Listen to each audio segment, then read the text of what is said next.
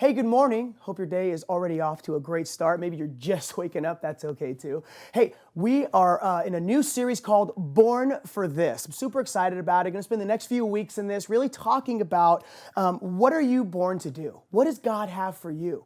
Over the weekend, we talked about having joy in the journey and really set up this series.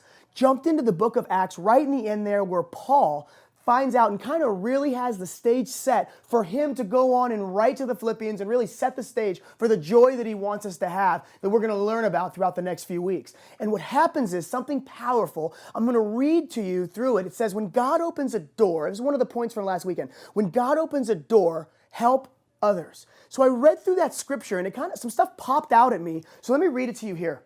Acts chapter 16, verse 9. During the night, Paul had a vision of a man of Macedonia standing and begging him, "Come over to Macedonia and help us." After Paul had seen the vision, we got ready at once, I like that, to leave for Macedonia, concluding that God had called us to preach the gospel to them. This is powerful because it says, during the night, Paul had a vision. I want to be clear. God is alive and powerful and speaking to all of us. The real problem is our ability to actually hear him and hear clearly what he's saying to us. Paul has a vision. I think that's powerful because he hears from God. What is God saying to you? Some of you, right when I said that, you realize God's been speaking to you for a long time and you've just been ignoring it.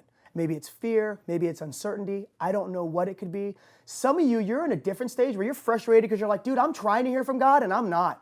Over and over and over. And I'm going to actually lean to that a little bit because I think a lot of people, when you hear people like, oh, I heard from God this morning. Oh, this afternoon I heard from God. Oh, yesterday 10 times I heard from God. I kind of think maybe I think God is probably speaking a little less often than we actually think he is, but it doesn't negate the fact that he's alive and that he is speaking.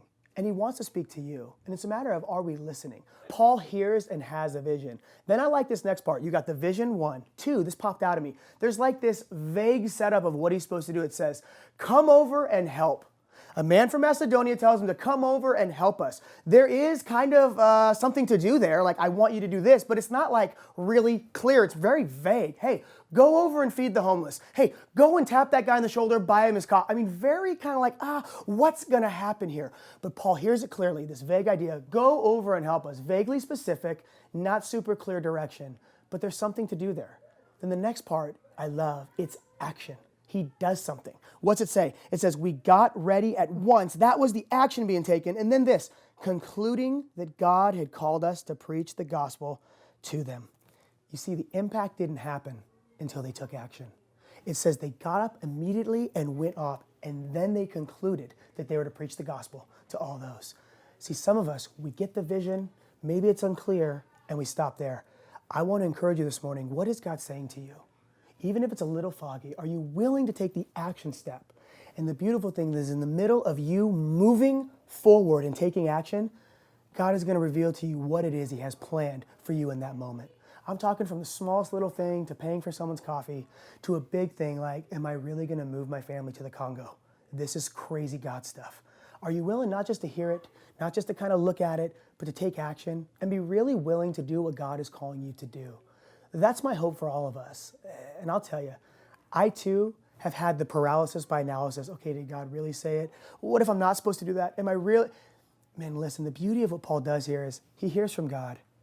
It's pretty vague, but he takes action anyway, trusting that God's going to see him through, and he does. Shows him exactly what he's supposed to do. Matter of fact, this scripture right here was the setup to impact the majority of the Western world. I mean, it's pretty powerful. So what about you? Where are you at? Are you hearing from God? Are you willing to take it further and take an action step? You know what the joy in the journey is? It's really trusting God that when he speaks to you and when you take action, that he's going to be right there in the midst of it to do something powerful in and through your life. I hope you hear it. Hope you're encouraged. See you later.